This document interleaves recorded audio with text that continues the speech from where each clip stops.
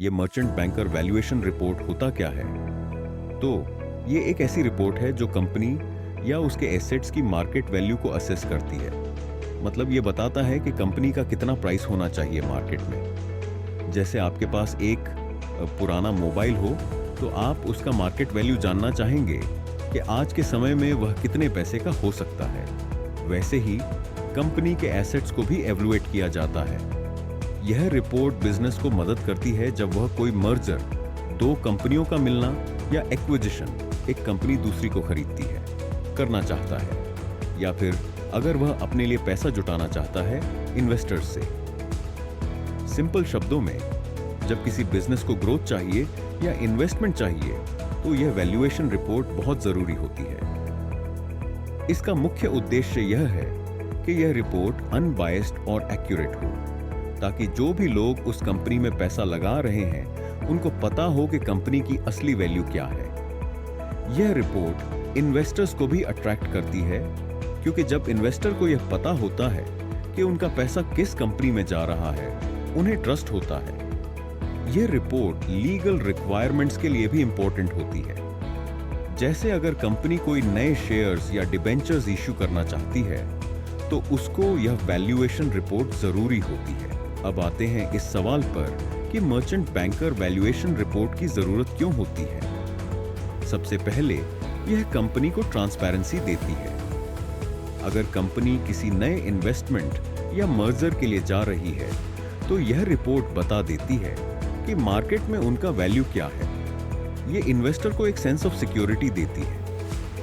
अगर किसी कंपनी को फंड रेज करना हो या कोई मर्जर करना हो तो यह रिपोर्ट क्लियर करती है कि उनकी कंपनी को किस वैल्यू पे खरीदा जा सकता है या कितना पैसा रेज किया जा सकता है।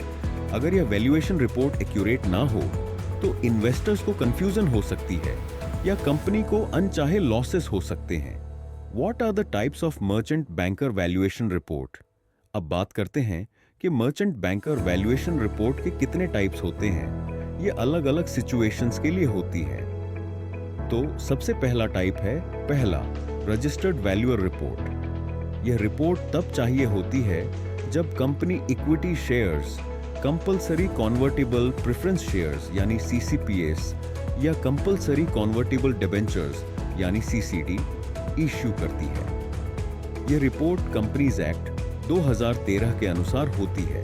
मतलब अगर कंपनी अपनी इक्विटी या डिबेंचर्स को मार्केट में बेच रही है तो उससे यह रिपोर्ट चाहिए होती है ताकि उनकी मार्केट वैल्यू प्रॉपर्ली असेस की जा सके। नेक्स्ट एक और टाइप है मर्चेंट बैंकर रिपोर्ट। यह रिपोर्ट इनकम टैक्स रेगुलेशंस के लिए रिक्वायर्ड होती है। अगर कंपनी को टैक्स रिलेटेड कंप्लायंस करनी है तो यह वैल्यूएशन रिपोर्ट उनके लिए जरूरी होती है। जैसे आपको पता ही होगा, हर कंपनी को अपने टैक्सेस क्लियर करने के लिए एक्यूरेट रिपोर्ट्स चाहिए होती है।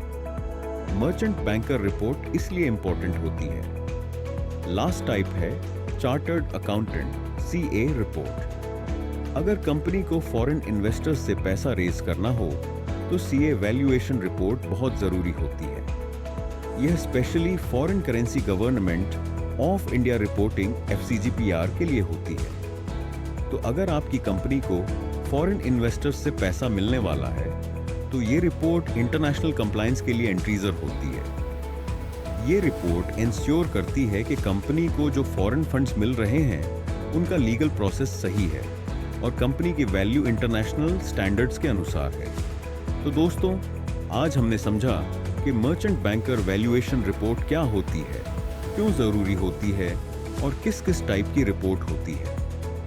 यह रिपोर्ट कंपनियों को ट्रांसपेरेंट और एक्यूरेट वैल्यू देने में मदद करती है ताकि इन्वेस्टर्स और स्टेक होल्डर्स को क्लैरिटी मिले। अगर आपको अपने बिजनेस की वैल्यू को मार्केट में समझना है या इन्वेस्टर्स अट्रैक्ट करने हैं तो यह रिपोर्ट आपके लिए बहुत जरूरी है। उम्मीद है आपको यह वीडियो समझ में आया होगा। अगर आपको कोई डाउट्स हो या कोई और टॉपिक पर जाना हो तो कमेंट करके बताएं। अगर वीडियो अच्छा लगा हो तो लाइक और शेयर जरूर करें। मिलते हैं अगले वीडियो में, तब तक ध्यान रखें।